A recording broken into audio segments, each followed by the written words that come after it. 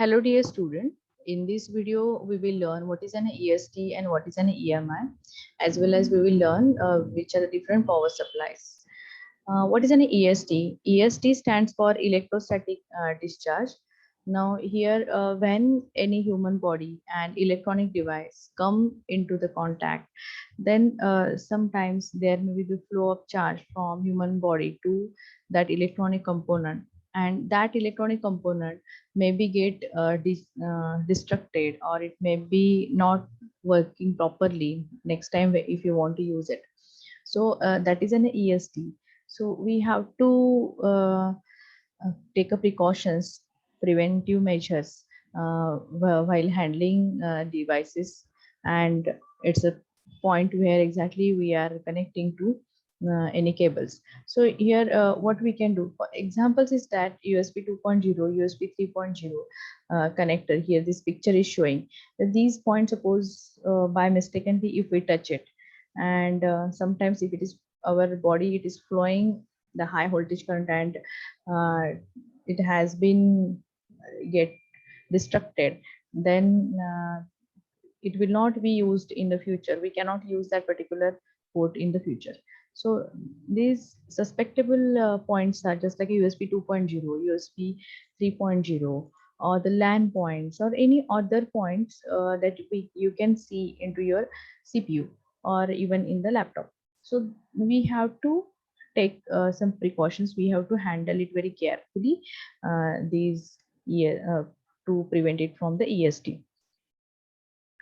Now, these are some points has been given where this discharge may electrostatic discharge may happen, and your device may be get malfunctioning, or it will not work properly. The next point, it is about the EMI. EMI, it stands for electromagnetic interference. So because of these EMI radiations, your devices or the electronic circuit cannot work properly. uh, Now, which are these devices? Examples is that, for example, your mobile phone. It is also having waves and waveforms and radiations continuously. It is searching for the ranges. So, if it comes in a contact with your electronic circuit, and your electronic circuit should work in that intended way, decided that it should give output like this and that, but because of your interference of your mobile waves, so it will not work proper. This is some one example of EMI, that is electromagnetic interference may occur. Now this EMI, it is categorized into mainly the two, as a natural way or natural interference, or it may be a that is electrical interference, man-made interference. So the main category as a man-made and the naturally occurring. Man-made, just I have given example, just like your mobile, your radio, uh, which are capturing the waves continuously. So this comes in contact with your made circuit, and your circuit will not work. So this example, naturally occurring is lightning, and because of that also, it will create a noise, and your devices may not work properly. Yeah, if you have seen that, if you are watching a TV, and there is a lightning before rain, then you might have seen the signal cannot be captured by the satellite properly, and it cannot send the signal from satellite to your cable operator antennas, and because of that there is an noise, and there is an interruption between the sending signal and receiver signal. So these are some electromagnetic interference, and because of that the functioning of the devices may stop, or it will not work the way we want. So continuous, there may be the chances that there's a continuous interference may occur if that device is contact with this electromagnetic interference devices. Or impulse noise, example is lightning. When the lightning occurs, at that time your that device will not work.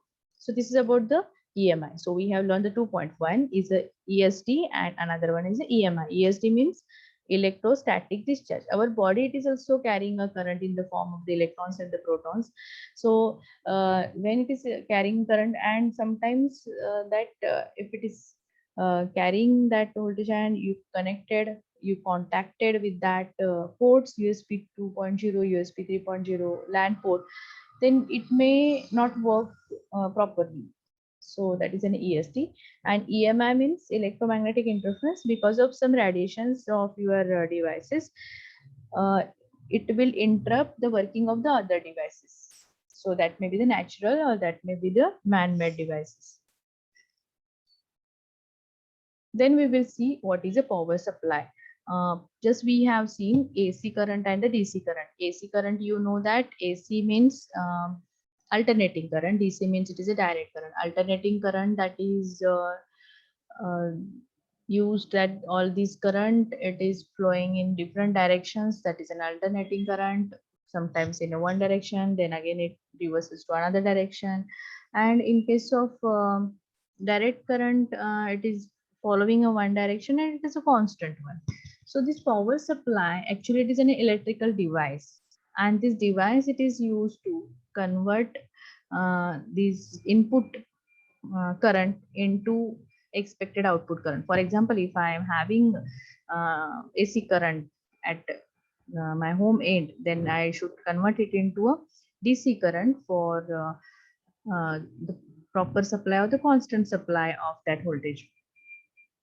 So this is the use of power supply. So the definition you can see, it is an electrical device used to give the electrical supply to the electrical loads. So depends on the requirement of the user, this power supply will work differently. According to that, there are different types that we will see later. So first see power supply circuit. Now this power supply circuit here example is that it is converting 230 volt of alternating current into the 5 volt of direct current. Now here you can see 230 volt of AC given input to the transformer. Then this transformer will convert into 12 volt. Then there will be rectifier. This rectifier will change AC to DC. Then we have to smoothing this current and regulate this current. It regulate means it should be a constant flow of 5 volt throughout this equipment. Then for that, smooth capacitor will be used for regulating this voltage supply. Now in this way, any power supply works. If you want to convert from AC to DC, so first of all, transformer, it will directly reduce this 230 to 5 voltage and transform it. Then rectifier convert AC to DC. And the next part is for the capacitor, and also diodes may be used for blocking some waveforms. So in this way, power supply works. Now according to that, there are the different types. One is SMPS, which is used in our computer system, switched mode power supply. Uh, Now our computer system, it is required normally the 12 volt of DC voltage, direct current voltage. So 12 volt for the motherboard, that is for the main board to be supplied. And if we are using the graphics card, then for the graphics card also, then 3.3 volt for the processor, 5 volt for the USB ports and the fan. So that should be get converted into the DC volt, and it should be switched according to the different devices. So 3.3 for processor, 5 volt for the USB, 12 volt for the motherboard. So this is a diagram you can see, or the picture of SMPS. This box includes a conversion of AC to DC loads. Then UPS, uninterruptible power supply. In laboratory, you might have seen the UPS. If suppose if power has gone, then there will be backup supply as an UPS supply, that is an uninterruptible power supply.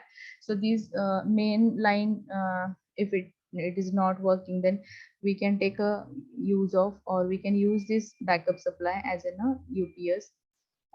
So this UPS, it is includes a battery, and it stores this energy when there is power supply is on, main power supply. Then it will store or it will charge these batteries, and once the main line of power it is off, then this secondary, that is this is a backup of the UPS, will be work, and you can work uninterruptedly into your computer or into your system. Now, next about the AC power supply. Some devices may require the AC power supply. So, example is given over here, this picture.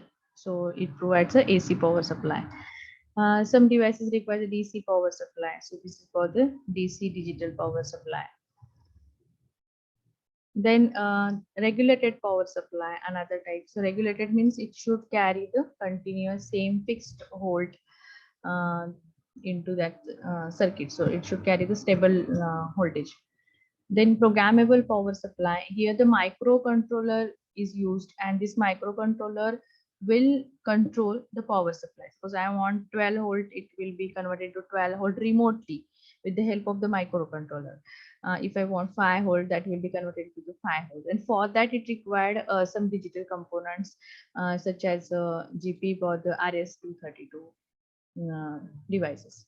And with the help of that, you can change these different power supply ranges.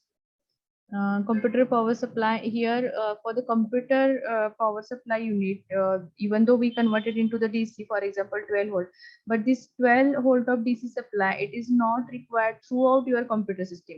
Some components require 3 volt, some components require 5 volt. Just we have seen processor required 5, processor required 3 volt, and 5 volt for the USB ports and the CPU fans. So here fluctuation is required for the computer power supply. So that will be provided with the help of the computer power supply. So this is about the power supply for converting into the user required form. Different types we have seen. Then we have seen EST and the EMI concept. Now we will stop here, and thank you.